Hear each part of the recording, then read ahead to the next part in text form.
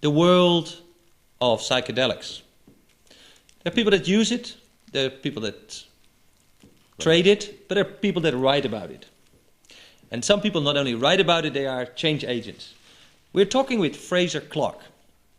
We could say an old friend of mine from England, where he has, well, you were really one of the people that were on the basis of the alternative movement in the 60s and the 70s. Yeah, never stopped. You are in a way comparable with Werner Pieper in Germany, and a little bit with Tim Leary in... The ecstasy Tim Leary, they call me in the UK, so... You have, like Tim, you kept very active, and not only were you active in the 60s and the 70s, but for the last 10 years you've been active in the rave scene. Yeah, right. And you were one of the people that came up with the concept of Zippies, which means? Balanced techno-person hemisphere with your hippie hemisphere. But what does the acronym means? Zen. It was. It came from. It's not anything special. It came from. We were looking for 90s hippies, and then we got Zippies, 90s Zippies. And it came that way. Nothing special. It's because Zen-inspired pagan professionals and so on. It's had various names given to it. But I was just looking for a word that was zippier than hippie, to get a 90s balanced hippie techno person, techno. But that word got you into Wired in a big way, and Wired made it a cover story, Zippies, that brought you to the States, and you actually did for a while a house rave disco. We did raves across the country, coast to coast. A lot of media, which was the main thing really. It was the media, and then we did a club, Megatropolis, San Francisco, for a while. And then we did a lot of stuff on the internet at that time. We had a whole Zippy channel, and we kind of took on America. Whoa. I've been looking at some of that stuff recently. It's amazing. This was also in connection with Woodstock, 30 years. That was the 30th anniversary, yeah. And they were looking for the new Woodstock, and nobody thought it would be at the old rock and roll place. So we were kind of hyped up as being the real Woodstock, the underground one, the one that didn't have paid bands and all that.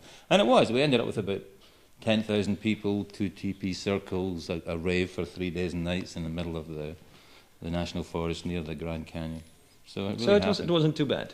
It was like putting on a rave here, but Americans didn't really understand it. They kept saying, well, how much is it, and what day is it exactly, and where is it? And we'd say, no, man, just get to the general area, keep your ears open, talk to the right people, you'll find it. A little bit of a rainbow. Maybe it's a week late, maybe it's a week early, but, which is how things operate here. Yeah. But, of course, America was like, I wanted to do a project that was as far away from a business plan as you could possibly imagine, because what does the world need more than anything? Something huge, gigantic, but no business plan. Fraser, you have tried a few businesses in your lifetime, haven't you? One of the first was the Encyclopedia Psychedelica. Yeah, none of them were, that wasn't started as a business. That was something that had to be done. I just felt that had to be done. Somebody has to raise the ban, and this was like the beginning of the 80s, when the whole planet was disappearing down the plug hole and nobody seemed to give a shit. And you made a magazine which was really, bits and pieces of information together, making the encyclopedia, and you made 11 issue or something? 15 issue? Quarterly issues, yeah. And some of them were still stacked away at a printer shop somewhere in England? Under my bed. I got a few in my back pocket here. Yeah. We had a few of them at Ego Software a while. Yeah, I remember you picking them up one time in your many travels through. Yes, because at one time the two of us met with, was it Terence McKenna? We met down at the Tertalogs at the edge of history. What was it? Yeah. Trilogues at the edge of somewhere. With Terence, and who was there? And Sheldrake, Rupert Sheldrake. Yeah. And Steve Abrahams. Yes. And then we were trying to go to the big festival at what was it? With the hill. Remember.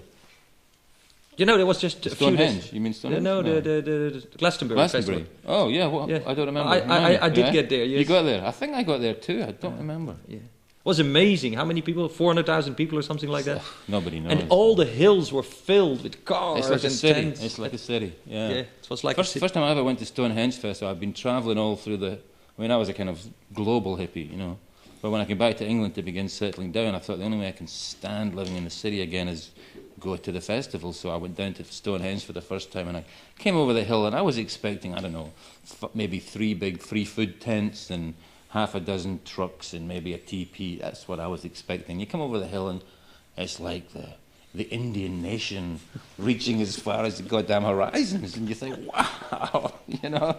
And you drive. I remember there's a big sign over Stonehenge that said, "It's never too late to have a happy childhood," right? And you drove in, and you kind of pulled your car up, and you waited for some official to come forward and say, you know, you're X19. Nobody comes, and you thought, wow, this is just happens, you know. And it worked, you know. It was an organic thing that appeared out of nowhere, lasted for about 3 weeks, and then just disappeared again. And while it was there, I mean, that's why it was stopped, really. It just showed if you don't have the authorities we have now, and the people just come together, it actually works. They work it out. But the authorities don't like that. They don't like us to see that. That's a demonstration that we don't actually need. I mean, once people start to realise that the enemy, I mean, society is supposed to be protecting us from the enemy, but that isn't. When people realise the enemy is the very society, the man who's always after your taxis, always after, you know, you can't do that, you can't do that. The enemy is the guy who's saying he's protecting you from the enemy. I mean, Fraser, you're a revolutionary, and that's fine. And you're banding. You've through time met all the other tribal members of this group of change agents. And at times we had fun, didn't we? Oh yeah, it's always fun. Yeah. When you remember, it's fun. You know, you have to remember. You get so busy. I'm sure you get this. You're so busy. I remember one night sleeping at your place, which was, let's say, a bit of a mess, and then in the middle of the night, an old friend, the lady came in, and there were frightening things there. Come to today. You're now the editor of High Life. High Life, which is an English language magazine about. Well, it's Dutch and German, and now they're opening the English version. I mean, they've been going in Holland for about 6 years, as far as I can work out. And you're now the editor in chief of the magazine, of the English version, of the international edition. Yeah. Yeah. So that means you're now traveling around the world trying to find the scoops and the good stories about marijuana, cannabis. Yeah, contact me. If you got a good story. It doesn't have to be drugs. I mean, I said to them, if it's all drugs, I'm not interested. But if it's about 50-50 drugs and 50-50 sort of high things that high people get into, which can cover anything, then I'm into that, and that's what they've agreed. So you're looking for... So it's a kind of global culture magazine, you know, with quite a strong emphasis on drugs, because that's what I find global cultural people have, quite a strong emphasis on drugs. So I think that's about the right balance. And it's very funny. Today we had here, last Friday I met Deepak Chopra, and this morning we had Philip Glass, and all those people, one way or another, admit that they have taken LSD and that it opened their eyes and whatever. The funny thing is that as they have progressed in society and have now a responsible position, they will not say, you know, go take it. But say, yeah, maybe it's not the way. But, you know, they all took it. It was I agree with you. eye-opener. We talked about this yesterday, and I agree with you, what you were saying about that. I think this is the story of the whole fuck-up, isn't it? We go through your youth, your idealism, and then you stop being an idealist, and you turn and become more conservative, and then you start telling the young people not to do what you did. You know, and they won't believe you because you're lying. And then they realise you become an old fart. You're exactly the kind of person, authority figure they don't want to listen to. I mean, the kids can see through that, you know. Yeah, but then what happens then is that we are old farts. So no, we don't have to be. I'm 53. Well, we are not in the prime of... I just came from the global chillies. Don't tell me I'm an old fart. I could just be hanging out in the global chillies all afternoon. You are a 60s person who's still around in the 90s. I'm a 90s person now, though. You know, I am. I mean, I know all the young ravers. I go to the clubs. I've run clubs, and I do... Yeah, that's what you did in England. You had a club called Megatropolis. Megatropolis, which is a slight difference from Megatropolis. Megatropolis. And that was how many people would come there for? Yeah, well, it was never between 1,500 and 2,500 people every Thursday. That wasn't even Friday. That was Thursday, you know. Let's talk about techno. Techno started, according to some, in Chicago, in the States. Went to Germany. The Germans claimed they invented it.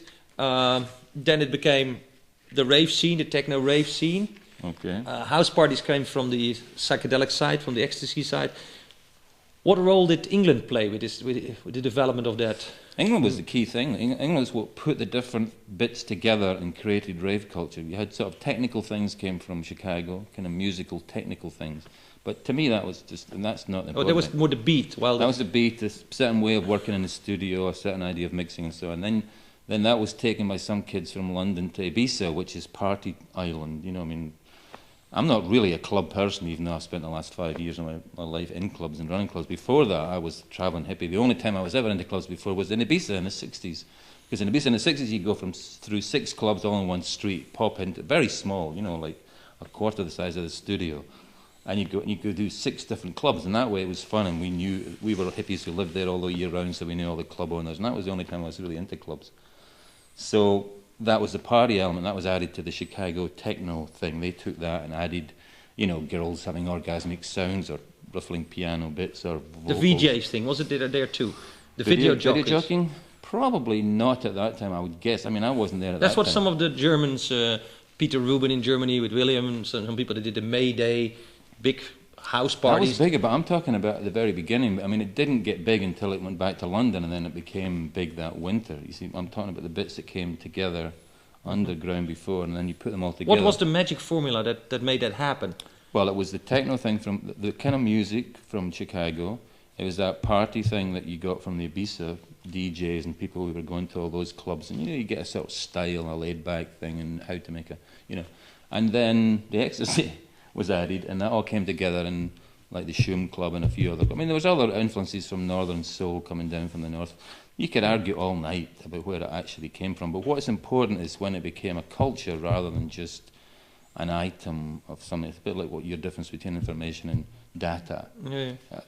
Data at a certain point, it organises itself and it becomes a phenomenon, and people start. In this case, it became a culture. It gets energy, basically. It becomes something. A culture, and then see what was it? What? But why was England so special? Was it because of the travelers, the people that had a more of a tribal culture already? That's later. I mean, house music, acid house was just what we just said. Then later, it didn't go beyond a certain point. It sort of was okay. So you had the music now, you had the occasional, you had ecstasy, you had dancing all night, you had certain fashion things, but that only goes so far. Then, when it started to cross over with the traveller hippie types, there came a point where the Thatcher government was trying to stop the raves. They sensed somewhere in their gut. The dinosaurs, they don't want to get wiped out. They have a big danger thing, and they could just sense something that irritated them in the young people. Why are they all getting together and doing this? And it looks too powerful. My picture of history is that the whole hippie thing in the 60s scared the shit out of the authorities. It had never occurred to them that a youth thing could be picked up by the elders and spread right across society and eventually throw them out. It came very close. And so they've done nothing but black propaganda about it ever since. You ever hear a good word? I mean, why do politicians in England still go on about how terrible the 60s were? Why? It's 40 years ago. Why are they so scared of it? Well, that's why, So they're very aware of youth. It's funny that today we had this interview with this guy that wrote a book, Wisdom's More, about. Well, it's a fiction book, but it says that it claims, kind of corroborates, that the CIA planted LSD to defuse a revolution that they felt was coming because of demographics, and they felt that there was something going to happen bad, and that's why they planted LSD. That was the biggest mistake the CIA ever made. Well, it's only a fantasy book, it's a fiction book. Yeah, I see. The idea is there that the same thing, that sometimes the government gets so afraid. But now we're in Holland, and you see nearly the other way around, apart from the French influence, and they are. You could say that Chirac is really trying to cover up his mistakes with his kids or something. What is this true story about Chirac? I was mentioning this today. He's got some junkie in the family somewhere. Or something? Yes, overcompensating. His daughter. Yes, his daughter. Actually, his daughter. No. They're his daughter's daughter. Or something close. A son or a daughter. So he's overcompensating. He's overcompensating for his problem. Yeah. Right. But on the other hand, the Dutch have been fairly free. Mm-hmm. At the moment, one could say that the Germans, of course, are more free in some respects as far as morale. But now, at the moment, Amsterdam is full of paddo's. You've heard the word? Mm-hmm. Take it to England, paddo. You know where it comes from? Toadstool. The word of toadstool is paddenstoel. Paddenstoel. So the word is paddo, which means what you used to call. I was sitting in the coffee shop today, one of the hipper ones, and this beautiful young Japanese girl came in, maybe 20, 19, and she talked to the guy I was talking to, and she was beautiful. And after she only stayed a little, she was apologising for not staying. She'd kind of come in to apologise for not being there. And after she'd gone, he was saying, "What a dream she is." He said, "I call her the goddess of song or something." And the secret of her, and then he said, she came here and she started taking the paddles. And he says, "Isn't it wonderful? Because they're so safe, despite what you say, and it's actually giving people a spiritual. I mean, her life has changed." Yeah, but this is the good part. This is what we all saw in psychedelics and drugs. And what I understood from people who work with even heroin and other, what we call hard drugs, that their purpose is also spiritual need, seeking another. I don't think so. No, I don't think people who take narcotics are. They're in pain. I mean, the narcotics people they're only interesting if you're in pain. I mean, try them. All they do is remove pain and make you feel slightly nauseous. I mean, that's boring to anyone who's not in a lot of pain, psychological. But then the other side, the psychedelics, the tryptamines, the whatever we have these days, DMT, ayahuasca, podos, they allow you a glimpse over the hill. On the other hand, do you think it's a good idea if the half of the population of Amsterdam would be sitting goggle-eyed and seeing God? I think if the whole planet was doing that for a while. I think it's a natural phenomenon that we've repressed. Yeah, but that sounds like Tim Leary, who said in the 60s, hey, come on, guys, drop acid and do it. Except I'm not predicting it's going to happen. I'm just saying the planet might be saved. I mean, in fact, when you turn it the other way around and look at the mess the planet's in and how long we've got left, and think what would have the power, what kind of movement, what kind of social ideas or whatever could possibly change so many people's opinion radically, very radically, in a very short time, and you come up with... Yeah, but that was the same idea in the 60s. Shamanic power things are the only things available. I can't think of anything else. Maybe any technology. But then the other question is, how many people out of what happened in the 60s, where massive amount of, of trips were distributed at colleges and universities? I'm sure that, say, Clinton took it, and Gore took it, no doubt about it. You couldn't escape it in those days. What did they learn? What have they learned now? Do we live in a better world, or are they... they're just coming to power now. I mean, the 60s generation are just coming into their full power now. So as the planet went on, the hippies took all the drugs and looked at the world and said, this planet is fucked. Seriously, we don't change things fundamentally in the next very few years, we are finished. Now it's 30 years later, and everything they said is coming true. Now the planet really is. I mean, we're poisoning us every time you breathe, you drink water, you food, everything, cows, everything the hippies said is now coming home to roost, and now we're in the final stages of this battle. Really, is what I'm thinking. The fact that a whole new generation, the rave generation, is starting to take these shamanic drugs and have these visions, and the numbers are growing, is about the only hope I see for this planet. Well, that's nice. How come there is a generation in between, what I call the X generation, the people that just were too old for the raves? They lost out. They got the punk thing, which was at least it was energy. I mean, it was a bit negative and self-defeating. All they did was reject. They had no concept of an answer. But it's funny that people like you have far more of a link with the younger generation, the new breed, the people that are now young and experiment with life and tribal feelings. In England there was a thing called jungle, which really came up as the tribal thing was there, a new kind of music. Do you think that is because there is a certain astrological change, similar? That you felt the 60s and the 90s are about the same energy. Is that? Well, I see it. I see the hippie thing, that thing as a natural thing. I don't see that as, and it's heavily repressed, and every so often it breaks out.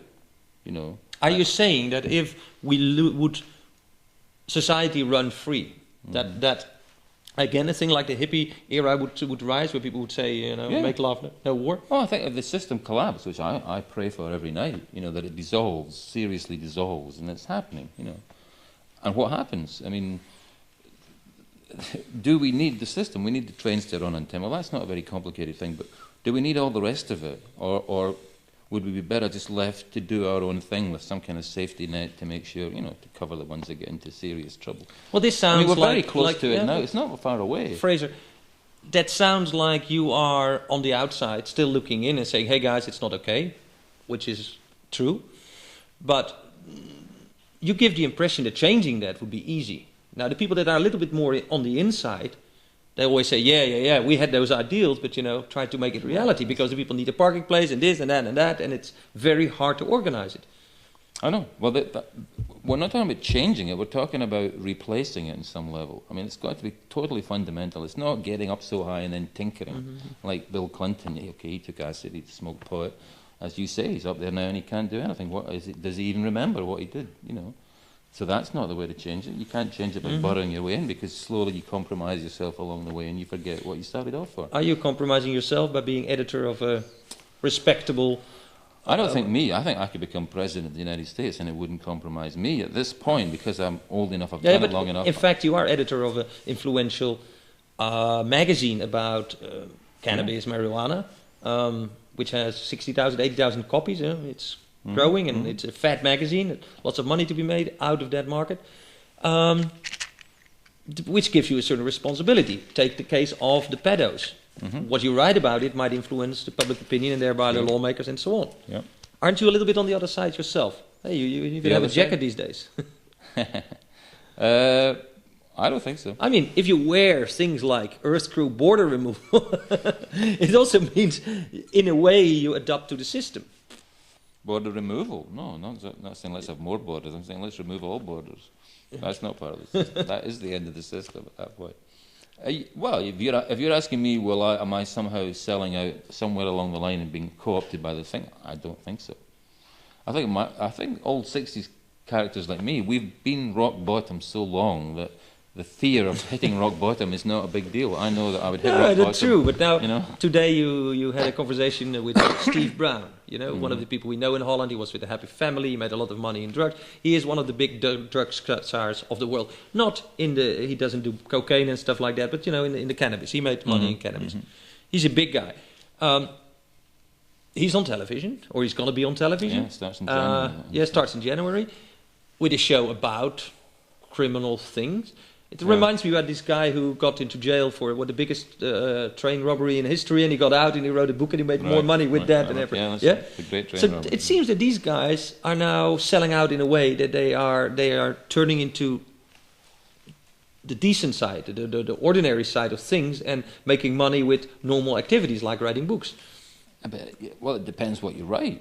I mean, he told me, I was talking to him today about that. He said his show, he's going to be going to Colombia the first time and trying to show some of that whole Cali cartel and the whole, he'll be actually doing informational stuff on all these things that are really important, And the more people understand, the truth will set us free. The more we actually see the information, the more everything changes. They keep this power thing by giving selected information to a very large number of people, and it's all about somehow breaking through that. Well, with the technology that helps with all that thing. And once people actually know what's going on, things will just naturally change, and thousands of... Well, I admire your optimistic view. It reminds me of Leary, who was also very optimistic. He said, things are always changing for the better. But I see, I'm not optimistic. I'm saying this has to happen or we are doomed. I'm not saying it's guaranteed. In fact, I don't think it is guaranteed. I'd say it's about 50-50, whether we go down the tube in the next 10 years, roughly, or whether we actually come through. And I see two forces running quite parallel here. I see a whole alternative thing getting bigger and more established and starting to do its own TV programs, and it's coming up. And I see the system falling apart, but still there and making tougher and tougher rules. And at the same time, as people say cyberspace should be free, the old organization that take care of the copyright issues... I see those two parallel things. Yeah. Now, if this other one, us, doesn't come up and become the dominant meme, then this planet is doomed. That's how I see it. Meme? What is a meme? Well, like a cultural virus. A larger idea than... I came across a very useful concept the other day. Technophilia. Technophilia, and you know lots of them. You might even be one, I don't know, you tell me. Technophiliac is someone who has a naive belief that rational progress and development will solve all our problems. An immature belief, right? A technophilia. Now, I've been meeting people like this all my life. Well, you have technophobics and you have technophilia. That's phobia, that's being afraid. But this is the other way, believing that technology will actually help us. Well, I don't think so. A naive belief that somehow science itself will solve all the problems that science creates along the way. They actually have this naive belief in it. And that would probably go for most of our politicians and leading people. They actually have this belief. They're beginning to question it as things get worse and worse, and they fucking we'll get BSE now, and maybe we're going to have maybe that's true. scores of thousands of people dropping dead all over Europe, as some of the health people have been saying for. I mean, the first time I heard about BSE was about 10 years ago. BSE, that's a mad cow disease. Yeah, it's actually in Encyclopedia Psychedelic. I checked. We covered that about 6 years ago, and they were saying that this is going to. Scores of thousands of people are going to start dropping dead within the next 10 years because of this, right? Now, if we were printing in Encyclopedia Psychedelica, then the information was there, right? But nobody saw it, or nobody took it serious. People on the top are technophiliacs. They naively believe, well, it might be true, but nevertheless, if we keep on the marketing, it will solve it somehow. We'll find a cure, and we'll all have an injection, and we'll all be okay. You know, that's why these horrible things have happened. I understand now. It's a sort of mental. I mean, I'm a psychologist, right? It's a mental disease, a naive belief that they were taught as children from newspapers, from parents, from everything they heard in the society they were born into. Don't worry. The system will take care of you. It's all progress and the rational thing. We're sorting it all out, you know, and all those. But that's what fascism is. If we make ourselves believe that the system is bigger than us, so we don't have to worry. You know, some big structure will take care of it and give the structure in a uniform that is even more powerful. Yeah, that's right. Well, what to do against it? You edit a magazine, you write a magazine. What are the new talents? You should be one of the first to see the new creative talents. I see it everywhere. I mean, I'm very involved in rave culture, so I just see all these young people doing the most amazing things, you know, more amazing. I see the 60s completely back, and I know that's the most positive time ever, you know, when it really seemed possible. I see it now bigger, much more global. I see a very important part about youth culture now to think about is that it's not centered in the US anymore. It's not US-centric. It's global. It comes from the rest of the planet, the house culture scene. It's not dominated by America. The hippies were. All the bands came from America, except the Beatles, and that's the one everybody knows. Everything else came from America. You know, so it was all... Well, is that true? Is that true? Well, when you think about it, you think of name a French psychedelic star, or name a Dutch psychedelic. I mean, the Dutch were the best. They had the Provost. Well, we have Simon Vinkenau. That's right. You were the best. England and Holland were kind of the best that Europe was able to Herman Brood is a psychedelic guy. He's great. But in general, it was dominated by America, so all the Americans had to do, the CIA, if you want to talk about that, was somehow corrupt in America, you know, turn a few stars into junkies or make them paranoid so they jump out a window, whatever. And you've solved it, but this time they don't have that power because it's now a planetary culture, the youth. Yeah, but is that true? I mean, if I see the movies these days, or for the last 20 years, you think those are American movies, but most of the stars are English, aren't they? Scottish, Irish. Yeah, but that's the overground, that's the thing they control, right? I'm talking about the underground rave culture, which isn't, there's no movies about rave culture yet, it's an underground movement, far bigger already than the hippies, and yet there isn't a single star. I mean, I ask people everywhere I go, name me a house star from the house scene. There isn't one that everybody would agree on. Whereas with the rock and roll thing, the hippie thing and the whole world, there were stars that were created in the first 3 weeks, Elvis Presley and various others, that are still stars, right? And yet here's the rave thing been going now for, what, 8 years? Spread all around the planet, and there isn't one star yet? But what is that? Is that a fundamental thing, or is that just lack of creativity or lack of impact? It's full of creativity. It means that, well, it's no egos, it's far less ego-based, it's far less star-based. It's a different kind of culture which doesn't make heroes and then worship them and then buy the clothes that look like the clothes they wear. That's all going, and that's all very positive and healthy. You know, it's slowly, hopefully being replaced. It's running parallel to the overground thing, which is starting to look rocky. It's the kind of situation we're in. You know, as we sit here, we're right on the cusp of that happening, and we don't know which way it's going to go. But somehow, which side are you on? You know, it's that sort of thing. You know. Fraser, do you still have fun in life? I still do. Yeah, I have much more fun since I stopped doing clubs. I got to say, and I got to tell you, look, you got to keep asking yourself, am I actually having fun with it now, or is it becoming just something? You know, I mean, you set it up as best you can, which is get lots of interesting people passing through and just ask them what they do and talk to them and film it. That's the ideal thing. I mean, and good luck to you. I mean, I hope it really works. Yeah, but you think that doing your thing, writing for the magazine, I'm editing... the same. I'm trying to... I mean, I don't just want to make money. I want to make money doing something. The thing is, you got to decide what you love to do and then find a way to make money doing it. I mean, that's the only smart way to do it. And but that's what you've done. The truth is that when I met you in England and, you know, when you were doing your rave thing and your club thing, I thought, hey, that's interesting. So, in fact, people like you made me start me there and Right, do the right, stuff. So right, and right. now you say you shouldn't. Well, it's stages, you know. I mean, I did it for 6 years, clubs every week, practically the whole nightlife thing. And really, I'm a kind of beaches and open air hippie at heart. You know, I mean, that's what I enjoy. Well, I enjoy both. The Zippy loves both. You know, he loves to be out in the miles from anywhere on mushrooms, and he loves to be right at the heart of the techno drama that's going on in the big city. That's what made me a Zippy, because I realised I didn't want one or the other. You know, you've got lots of hippies who don't want technology, you've got lots of techno heads who can't stand the country, but I want both. You know, I want to get that, marry the two together, you know. Okay. Well, go on. So good luck to you, Fraser, yes. This was Fraser Clark, and the struggle goes on. And we're having fun too. Yep. Thank you.